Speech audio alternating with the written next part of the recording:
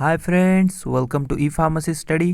दोस्तों, आज के इस वीडियो में हम बात करने वाले हैं क्वेश्चन पेपर की, यानी कि D pharm first year, D pharm second year के क्वेश्चन कैसे होते हैं या फिर फाइनल एग्ज़ाम कैसे ली जाती है या किस तरह के क्वेश्चन वहाँ पर पूछे जाते हैं, क्या इंपॉर्टेंट टॉपिक्स है, ये सब कुछ आज की वीडियो में हम देखने वाले हैं। तो इस वीडियो को पूरा देखिएगा। अगर आप जानना चाहते हैं कि आपको क्या पढ़ना चाहिए और क्या नहीं पढ़ना चाहिए और किस तरह के क्वेश्चन और पेपर में पूछे जाएंगे फाइनल के, और उस पर आपको आंसर कैसे लिखने हैं, तो चलिए शुरू करते हैं। पर उससे पहले मैं आपको एक बात बता दूं, अगर आपने अभी तक चैनल को सब्सक्राइब नहीं किया है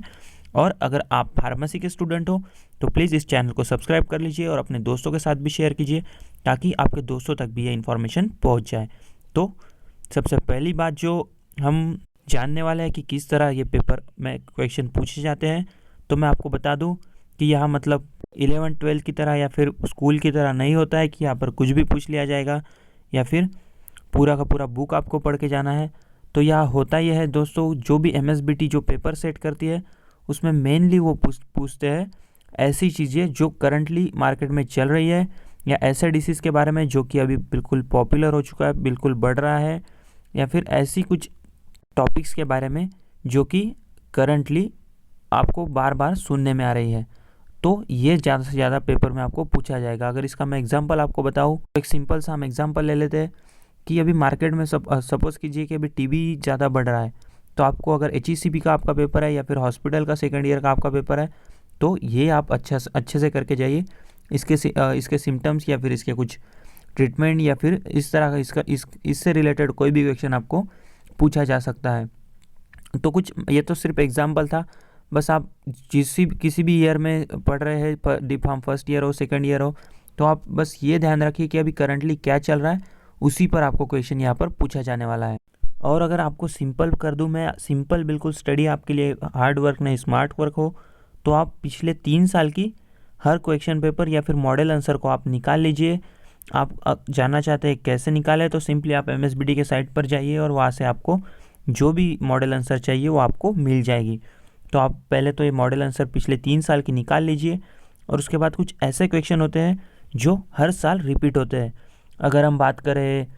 PC फर्स्ट ईयर की PC फर्स्ट की, तो उसमें आर्सेनिक की जो रिएक्शन होती है और एक जो वो गटजेट एपरेटस है उसकी जो डायग्राम होती है वो 90% मतलब 90% चांसेस होते हैं कि वो रिपीट होगी ही होगी। तो ये तो बात हुई PC की। ऐसे हर एक कोई ना कोई सब्जेक्ट होता है, जैसे कि हम अगर फर्स्ट ईयर कोग्नोसी की बात करें तो कोग्नोसी में भी मतलब 80 to 90% चांसेस होते हैं जो कि अर्गॉट साइकिल जो है वो हर साल यानी कि 80 to 90% रिपीट होती ही होती है। तो ऐसे बहुत से क्वेश्चन है, अगर आप वही कर लेते हैं, यानी मैं ऐसा नहीं कहूँगा कि आप सिर्फ वही कीजिए, आप अगर फिक्स उतना करके रखते हैं तो वो मार्क्स तो आपके फिक्स ही है, पर उसके ऊपर भी आपको स्टडी करनी होगी, जिसके की वीडियो मैं यहाँ पर देने ही वाला हूँ। तो इस तरह की अगर आप स्टडी कर लेते हैं तो ये बिल्कुल स्मार्ट स्टडी होगी। और अगर हम HEP की बात करें तो HEP में कुछ ऐसा होता है, एक जो क्वेश्चन है न्यूरोमस्कुलर जंक्शन का, वो 80 to 90% हर साल रिपीट होता ही है। अब उसे पूछा अलग अलग तरीके से जाएगा, पर अगर आप बिल्कुल उसे समझ लेते हैं तो आपको इसमें कोई प्रॉब्लम नहीं आने वाली है इसे समझने में। अगर किसी भी तरह का अगर आपको इस टॉपिक पर क्वेश्चन पूछा जाए तो आप उसका आंसर लिख सकते हैं। तो ये थी कुछ से टिप्स की ऐसे क्वेश्चन होते हैं, अगर आप वो कर लेते हैं, सिर्फ मतलब मैं नहीं कहूँगा वही कर लीजिए, पर अगर आप वो एक सॉर्ट कर लीजिए, वो पिछले 3 या 4 साल के पेपर में से आप साइड में निकाल लीजिए कि जी हाँ इतने तो क्वेश्चन आते ही आते हैं। तो इस तरह की अगर आप स्टडी करते हैं तो ये बिल्कुल स्मार्ट स्टडी होगी। पर आप अगर उसके अलावा भी लेक्चर्स और प्रैक्टिकल में टोटली ध्यान देते हैं और जो लेक्चर में आपको पढ़ाया गया है वो यानी कि आप अगर समझ लेते हैं तो आपको कोई चीज़ पढ़ने की ज़रूरत ही नहीं पड़ेगी, आप बिल्कुल परफेक्ट हो जाओगे फार्मेसी के हर एक टॉपिक में।